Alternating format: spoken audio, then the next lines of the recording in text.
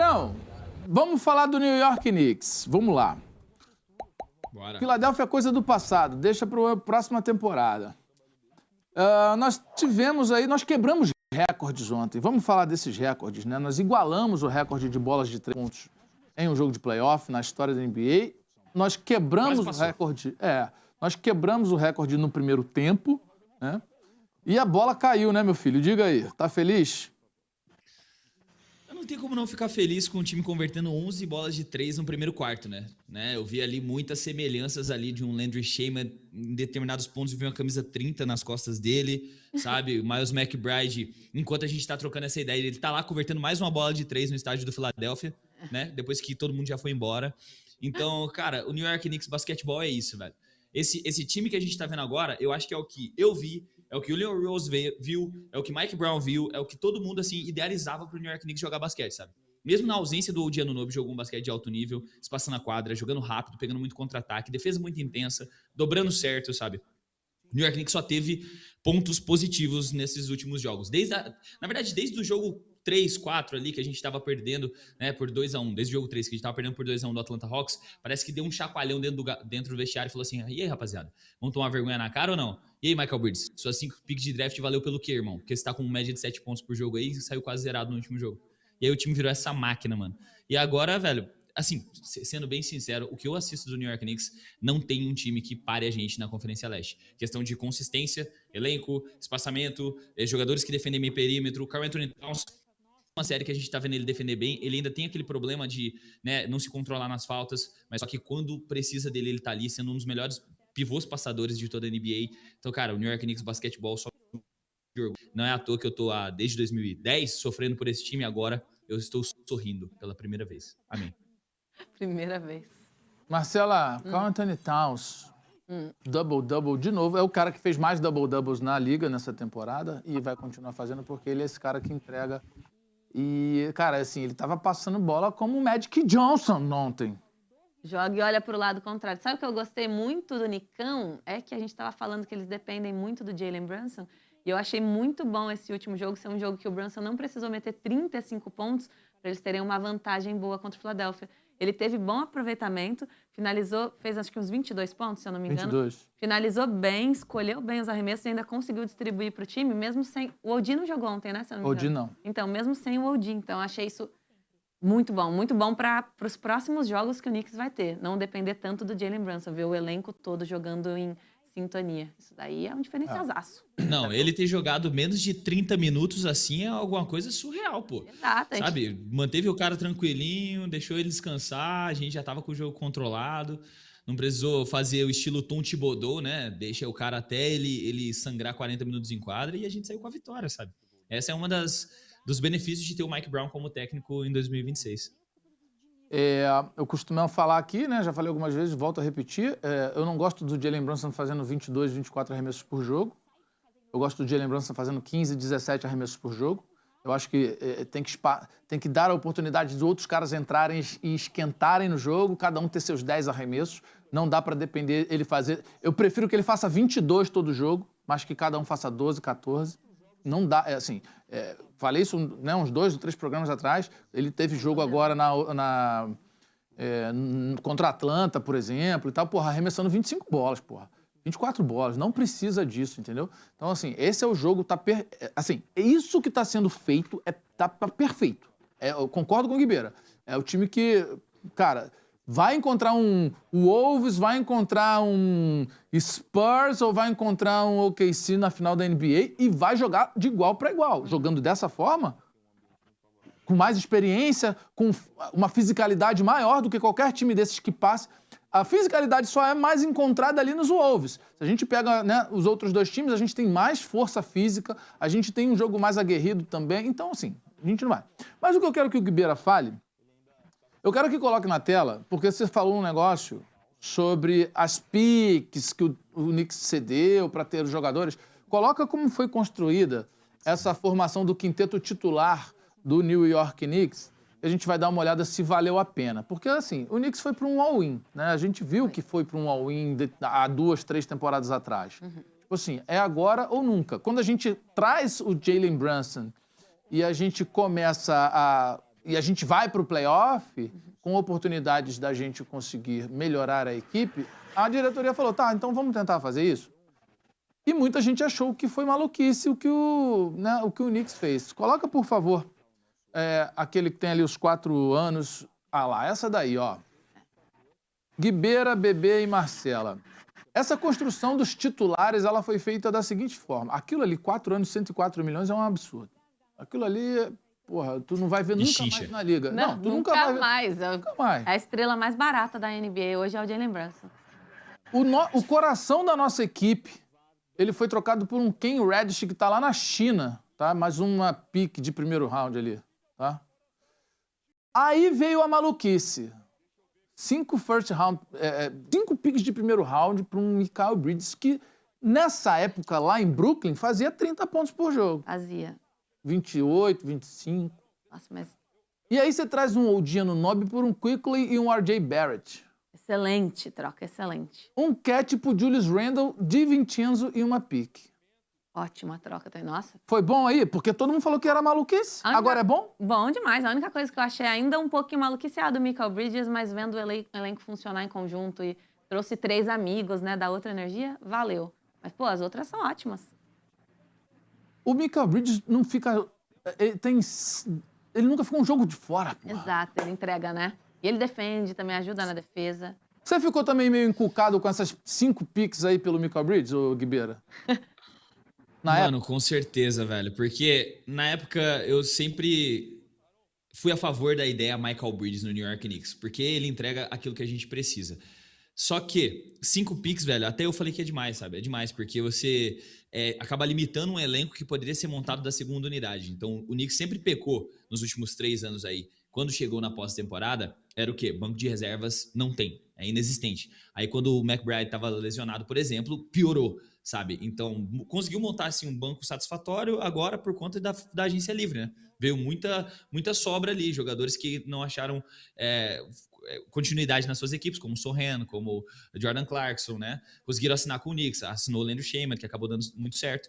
Mas só que a construção do elenco principal ali, a gente coloca Brunson, Josh Hart, Rudy Anunoby e Michael Bridges, querendo ou não, foi coisa de gênio. O que foi um pouco demais foi o Michael Bridges, que não conseguiu entregar a mesma coisa que a gente viu, né, no seu período de Brooklyn no Knicks, mas só que o papel dele é completamente outro. Para quem acompanha os dois lados da quadra, vê o quanto que o Michael Bridges é interessante e o quanto ele também atrasando o que o Joel Embiid conseguiria entregar na série contra o Philadelphia, sabe? Porque o Karl Anthony Towns, ele é lento na rotação, ele é lento na hora de cobrir um pick and roll. Só que com o Michael Bridges rotacionando e contestando ali o Joel Embiid na cabeça do garrafão, limitava o que ele podia fazer. Então, cara, o Michael Bridges, ele é genial, ele é o homem de ferro, nunca perdeu um jogo aí nos últimos todos os anos. E eu amo esse time como ele foi montado, apesar de eu criticar eles, né, de vez em quando. Lucas Bebê Nogueira, quando você vê esse time assim... Porque assim, não, papo reto, quando você vê alguns times... Quando você olha o quinteto titular, eu não vou nem falar da segunda unidade, você olha assim, porra, aqui eu vejo uma fragilidade, porque eu não confio tanto... Vocês, por exemplo, pega um Boston Celtics, tá? Tá. Você pega lá o time titular, né? Jaylen Brown, Derek White, aí o Pritchard estava vindo como titular, vai, Neemias Queta e o Sam Hauser. Sam Hauser. Porra, eu olho pro Sam Hauser e eu tenho dúvida do que ele pode entregar. Eu olho o próprio Peyton Pritchard, às vezes eu desconfio um pouco dele. Não sei porquê, mas eu ainda tenho, assim, um negocinho. Você olha para uns outros times... Cara, eu olho para esse quinteto titular aí, o Lucas Bebê Nogueira, todos me passam segurança. São jogadores maduros que, porra, pouco erram. Todos me Poucos passam controlam mal a bola. Dá para confiar nessa equipe, ô Lucas Bebê Nogueira? Com certeza, conversamos muito durante a temporada sobre a oscilação que o Knicks possui, principalmente o jogo fora de casa, mas eu acho que eles cresceram muito do primeiro round para cá, tem se mostrado mais maduro. Lembra que a gente falava do Boston, do Detroit, talvez mesmo liderando o leste, né, não se encontrar maduro para ser campeão? Eu vejo sim esse Knicks muito mais maduro e já pronto para ser campeão. Acho que assim, vai depender muito de como o Oklahoma jogar. O Knicks, com certeza, como você mencionou aí, vai jogar de igual para igual sim, não vai ser varrida, mas eu acho que... Por exemplo, o Cat ali, a gente menciona muito a questão do Cat, não somente de faltas, mas o jogo, a má reputação que ele possui de soft. Então, acho que um possível enfrentamento entre Knicks e Oklahoma City Thunder, eu acho que os pivôs de Oklahoma vão tentar jogar o máximo possível físico com ele para poder tirar um jogador excelente que ele é do jogo. Mas, assim, vejo muito aberto. Realmente vai ser difícil demais o Detroit passar pela extensão que o elenco deles possui. Já o Knicks tem um elenco recheadíssimo. E é isso, cara. Knicks contra quem seja, né? Não sei que vai ser o Oklahoma, se o San Antonio vai realmente conseguir passar e também ganhar do Oklahoma. Mas realmente tá tudo se encaminhando para uma final entre Oklahoma e Knicks. E nessa final vejo um jogo 7 tranquilamente, pela capacidade de extensão que o banco do Knicks tem. E como vocês falaram, um time que entrega muito pouco turnovers e que tem uma estrela ali que é muito sólida e que é capaz de botar a bola embaixo do braço e tomar as melhores decisões no final de jogo. É porque, assim, ó, nos últimos jogos que nós assistimos dos Knicks, agora, as bolas de 3 caíram, né? Muito. Mas é um time que não depende de bola de 3. Né, Marcelo? Exato. É um time que não depende desse jogo de bola de 3 pontos. Mas é bom quando tá caindo, porque são os jogos que eu vejo que o Brunson movimenta mais ainda a bola. Ele não fica tanto, não tá funcionando, eu que resolvo. Então, se continuar caindo, o Knicks vai ter uma briga linda em uma final da NBA mesmo. E para mim, fora o OKC, é o time com mais profundidade de elenco da NBA inteira. O OKC, para mim, tá em primeiro, conseguem rodar 10 caras, manter o nível. Depois já vem o Knicks. Isso a gente fala há muito tempo, né? Que no papel eles precisavam acertar, mas de profundidade de elenco, de quem vem do banco, o Knicks é o segundo de todos. Pô, eu gosto muito. Eu acho que, por mais que o Detroit tenha terminado em primeiro em leste, eu acho que o Knicks perdendo pro Detroit numa final de conferência seria tragédia sim para o Knicks. Outro cara que, assim, você tá falando de profundidade, né? O nosso José Alvarado, nosso Landry Shamet e o nosso Deuce destruíram. Eu gosto muito do que está acontecendo nessa equipe. Como você analisa o nosso Guibeira? Assim, é porque o time dessa temporada ele é mais forte do que o da temporada passada. A gente conseguiu melhores peças na trade line, a gente se fortaleceu. Mas o que você vê de Mike Brown, técnico do ano por 2 vezes, diferente de Tom Thibodeau, porque, olha só, quando perdeu 2 jogos aí do Atlanta, falaram que ia até mandar embora o Mike Brown. Se não passar, vai ser mandado embora. Mas, pô, vamos lá. Vamos respeitar o nosso querido Mike Brown. O que você vê dessa transição de estilo de jogo, Guibeira? É aquela adaptação que todo técnico tem dificuldade quando chega no elenco, que é você saber como utilizar um jogador, como extrair o máximo daquele atleta em quadra. E o Mike Brown tinha muita dificuldade de integrar o Karl-Anthony Towns nesse elenco de forma eficiente, né? Às vezes utilizava ele pouco, às vezes dava pouca autonomia ofensiva. Eu ainda acho que o Karl-Anthony Towns finaliza pouco, apesar dele passar muito bem a bola. Então, precisou de um período de adaptação, cara. Isso é completamente natural. E o Mike Brown acabou sofrendo pelo imediatismo que o Knicks está precisando, sabe? É desde 73 que não tem um título, sabe? É desde do Tom Thibodeau ali, fazendo cagadas na rotação do elenco sem confiar no banco de reservas, que o time tá querendo que esse time performe melhor, que chegue até uma final de NBA finalmente. Então o Mike Brown sofreu do imediatismo do torcedor, mas conseguiu performar muito bem a partir do momento que ele entendeu que se o Karl-Anthony Towns não jogar, se o segundo melhor jogador do time não estiver efetivamente contribuindo com muita utilidade ofensiva, ele não ia conseguir sair do canto e o time ia acabar sofrendo para Atlanta Hawks, como foi na primeira rodada. Exato, gosto muito mais desse estilo de jogo. E aqui eu queria fazer uma brincadeira com você, Guibeira. Nós estamos descansando, ficaremos uma semaninha de boa lá em Nova York, aproveitando o Central Park até que se resolva o nosso confronto. Mas a gente vai fazer uma brincadeira aqui, porque nós, torcedores de Nova York, somos sofredores. Deixa eu fazer uma pergunta antes pro Bebê. Bebê, você vai pagar uma passagem se a gente for pra final? Tá certo isso? Fazer o quê? Prepare-se, tá? Vai guardando. Tô aqui em contato. Tô aqui em contato com o Vorcaro, querendo saber se eles já desbloquearam os bens pra poder dar essa moral aí, né? Porque eu tô te perguntando isso porque, tem um superchat aí, coloca na tela aí, ó. A torcida, os seguidores... Aí, o Patricalão. Valeu, Patricão. Tira essa flag aí, esse uso do Boston Celtics, isso aí, que esse time agora é ladeira abaixo. A pergunta que não quer calar. A Bebê já separou o dinheiro do ingresso do Fê? Aí já faz a boa e leva o Guibeira também. Aí sim, Guibeirão. Seria o puro suco do entretenimento. Que isso?